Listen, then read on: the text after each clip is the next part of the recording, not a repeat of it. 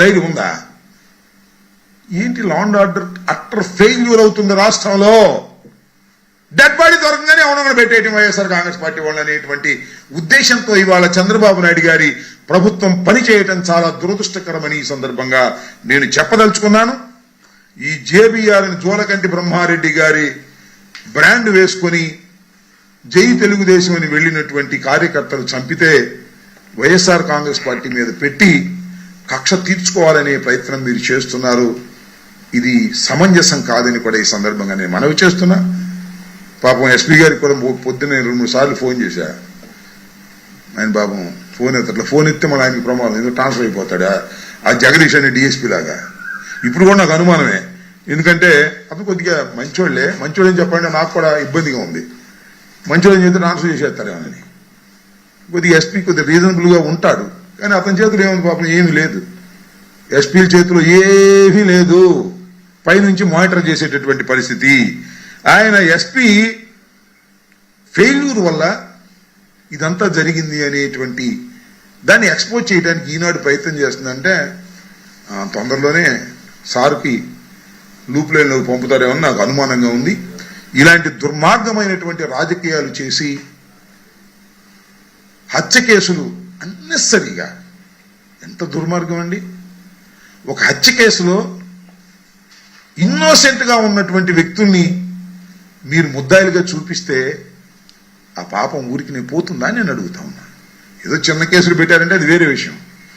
Murder కేసులో ఒక మనిషిని నిండుగా ప్రాణాలు తీసినటువంటి కేసులో సంబంధం లేనటువంటి పిన్నెల రామకృష్ణారెడ్డి గారిని, వారి బంధువుని, వారి తమ్ముడిని, మీ కోపం ఉంటే వేరేగా చూసుకోండి, రేపు ఓడగొట్టండి మరొకసారి దమ్ముంటే.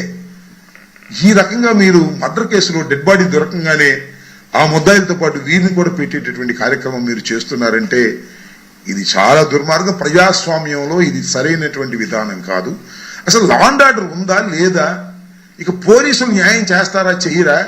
ఇక న్యాయస్థానాలకు వెళ్ళి న్యాయం చెందవలసిందేనా?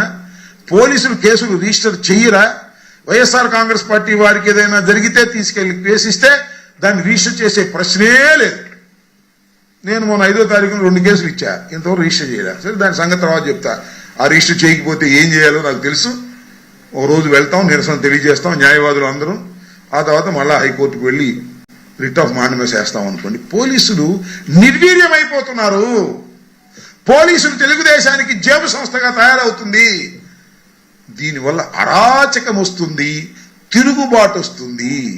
ప్రజలు కూడా ఇంక పోలీసులు మనం రక్షించలే, మనమే రక్షించుకోవాలనేటువంటి భావన వచ్చినప్పుడు ఫ్యాక్షన్స్ పెరుగుతాయి, తగాదాలు పెరుగుతాయి, హత్యలు పెరుగుతాయి, రైటింగ్స్ పెరుగుతాయి, అటెంప్ట్ మర్డర్లు పెరుగుతాయి. పోలీసులు ఏదో సహాయం చేస్తారంటే కాము కూర్చున్నారు, కానీ పోలీసులు కూడా సహాయం చేయాలంటే మనమే కత్తి కర్రబిచ్చుకు ఎలా చొచ్చిద్దాం అనేటువంటి భావన కలిగే విధంగా వాళ్ళు చేస్తున్నారు.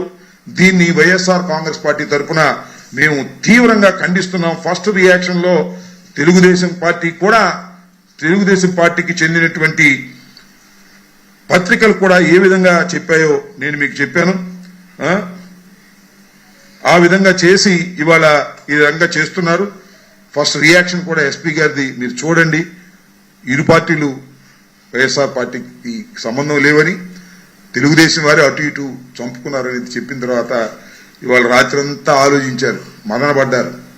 ఆలోచించి పైనుంచి కింద దాకా రామకృష్ణారెడ్డి, అదే మన వాళ్ళ తమ్ముడు వెంకటరామరెడ్డి వీళ్ళిద్దరిని దీనిలో ఇరికిస్తే మళ్ళా 2-3 నెలలు 4 నెలలు 5 నెలలు జైల్లో ఉంచవచ్చు అనేటువంటి కక్షపూరితమైనటువంటి పద్ధతుల్లో ప్రయత్నం చేయటం చాలా దురదృష్టకరమని ఈ సందర్భంగా నేను చెప్పదలుచుకున్నాను. ఉపయోగించిన వెహికల్ దొరికింది, బంధువులు చనిపోయిన ఎవరైతే బంధువులు ఉన్నారో